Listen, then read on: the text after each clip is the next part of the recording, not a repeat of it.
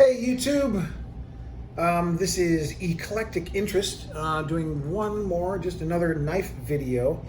And if you like these videos, please do me a favor and like and subscribe, as I'm trying to, of course, grow this YouTube channel, as well as other YouTube channels. But today, normally when I give a knife video, I'm raving about how much I love these knives. And you might have noticed that the title of this video is My Problem with Spyderco. Not The Problem with Spyderco, but My Problem with Spyderco, because this is certainly my problem.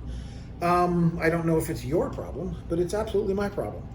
And what's going on with my experience with Spyderco knives is that I've had the Tenacious, and the Tenacious was made in China, and I gave that one away. I have this thing now where I'm trying to only acquire American-made knives, but these were purchased before I kind of took that on, and these two are from Sechi. I believe that's the right way to pronounce it. It's spelled S-E-K-I, but I believe it's pronounced Sechi. City in Japan. And so these Japanese knives, which is, it's totally fine. I think we all know Japanese make incredible knives and incredible steel throughout the ages. However, this particular combination with the, I don't know if it's polymer or plastic, I don't know the proper word to call this, I'm just gonna call it polymer, I guess, for now. These scales, they're not working for me. And the reason why they're not working for me is because the pocket clip is ripping out. And I'm not even that harsh on the knives. This one, I've already, as you can see, it's already ripped out of this side, so I switched it to this side, and lo and behold, there it goes. It's getting nice and weak. It goes that side, goes to that side. It's starting to rip out there too. And obviously, oh, well then why don't you tighten down the screws? Yeah, we already did that. But still, what happens is they just continue to work their way loose and eventually just rip right out, and then you can't even screw them anymore. Now, these knives themselves, without my personal pocket clip dilemma, are extraordinary knives. I love the Delica 4. This is you've seen this knife before. This is amazing. This is an amazing knife. I'm not going to get rid of it. I'm just not going to be able to carry it with the clip. This one I'm going to keep. It's small enough to fit in the pocket. I love this knife. It's again, I'm raving about the knife because it's a fantastic knife. And I know everybody else likes to do the super quick Spidey flips and all that stuff, but whatever. I do it my way, you do it your way. So this knife is super fantastic. Absolutely love it. Unfortunately, I will not be able to use the pocket clip, which means it'll probably get a lot less pocket time, because I don't really enjoy, I have too many things in my pocket already that are just go deep in the pocket. That's why I like wearing a knife with a clip on it and letting it hang off of the lip of the pocket. That's a lot more of what I'm looking for. Either that or a case, like with the Buck 110s. I just wear the leather cases on my belt. That's acceptable as well. This one, however, the Endura, is, it's got the 4 or 3.5 inch blade. I think it's 3.5 inches. Let's see. Yeah, 3.5 inch blade. 3.5 inches basically of cutting surface. It's a great tool. I've taken it onto construction sites. I've used it on jobs. It is wonderful, except for the fact that its life, I mean, what can I do? I guess I can throw it in a toolbox or throw it in a tool bag, and that will be its life from now on, as opposed to being in the rotation of the knives that I EDC, which is not why I spent the money on it. I didn't spend the money on it to just toss it in the bucket, I spent the money to EDC it. And I'm extremely disappointed that these clips keep falling off. I don't brutalize things too much. I'm just not that rough of an individual, you know, and I know that people are a lot more abusive on their gear than I am, but here it is. This one is completely ripped out.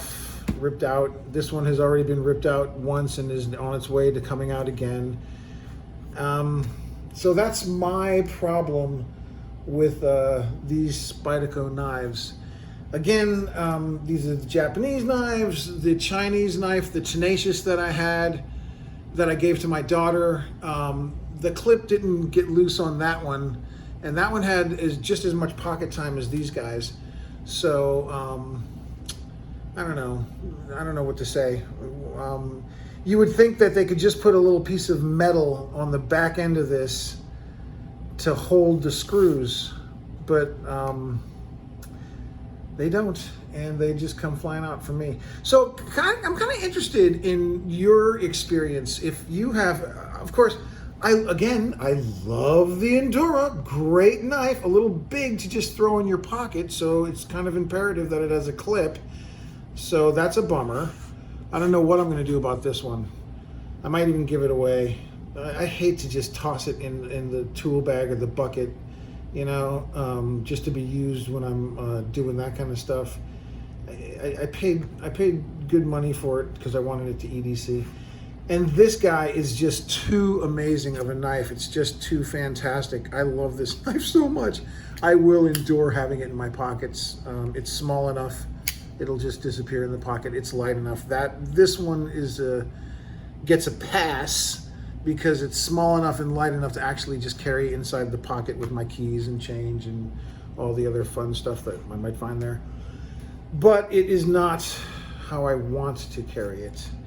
So I'm a little disappointed. So I'm kind of interested in your experience with the Spyderco Japanese knives, or your experience with the Spyderco Chinese knives or the Spyderco American knives. I want to buy an American knife. I was looking at the Paramilitary 2, but the one I wanted was they had the Paramilitary 2 with the micarta, and I was watching some videos on that, and I don't know why, but they're not putting very much micarta where they should, and it's a little thin in spots. So I'm kind of backing off on spending $200 on a knife that I've seen several people already complain about. So that's not going to happen. And then as far as the other scales on the Paramilitary 2, I still really haven't found my exact match, but I'll probably end up getting that one or a native because they're made in America, and I absolutely want to have a Spyderco in my rotation that I can clip to my back pocket and not have to carry it in my front pocket or just deep inside the pocket. So that is my problem with Spyderco. With these knives, these two in particular. I haven't owned every Spyderco knife, obviously, but I'm probably not going to even come close based on this experience. I will give an American one shot, and I've already done the Chinese one, but I don't want to have any more Chinese products in my lineup. That's just not my thing. I want to go American. That's my personal thing. You do your thing, I'll do mine. I want to go American. So there it is. My problem with the Spyderco knives. I am interested in your comments. Leave a comment, subscribe, like. I know that everybody wants celebratory videos of how great life is for all these knives, but the simple situation is these are not holding up, and I am not that rough on them. However, once again, the Delica 4, wow, what a beauty. This knife is so great, you guys. It gets a pass, even though it's just one of my favorite knives. Too bad it's kind of relinquished to inside the pocket duty because it'll be used a lot less because of that. Anyway, well, that's what's going on. I just wanted to post that one. If anybody's got anything to say, let me know. Other than that, please like and subscribe, and I will see you guys on the next video. Okay, bye.